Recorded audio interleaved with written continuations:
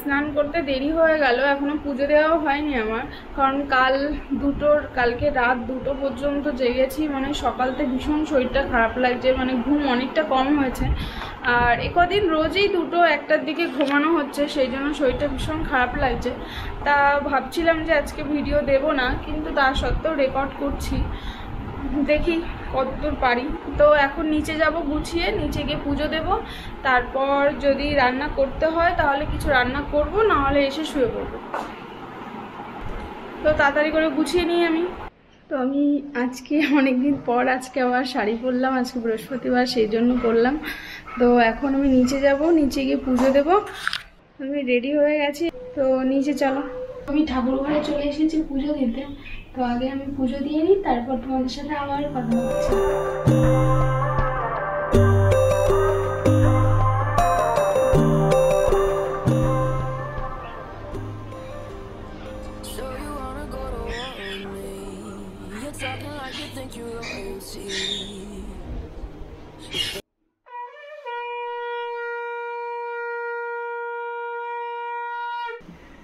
আমার পুজো দেওয়া কমপ্লিট হয়ে গেছে,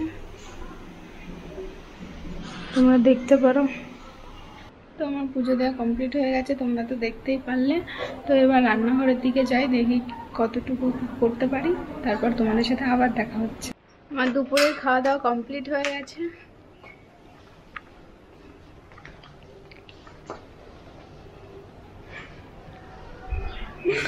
ওখান থেকে তাকিয়ে দেখছিল। তো আমার দুপুরে খাওয়া দাওয়া কমপ্লিট হয়ে গেছে, এবার আমি যাচ্ছি উপরে। এখন উপরে গিয়ে আমি কি করব, ঘুমাবো, ঘুম পাচ্ছে খুব। তো আজকে আমি দুপুরে খাওয়া দাওয়ার পরে আবার ব্যালকনিতে এসেছি হাওয়া খেতে।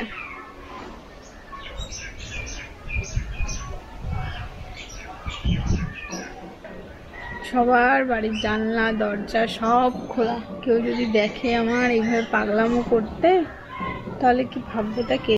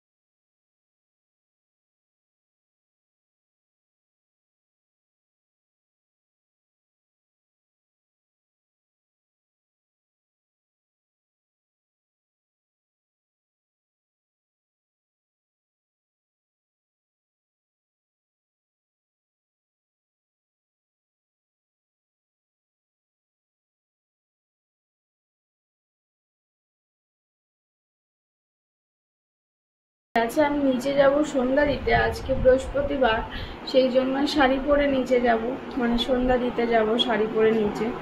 তো তাড়াতাড়ি করে গুছিয়ে নিই, কারণ সন্ধ্যা হয়ে গেছে।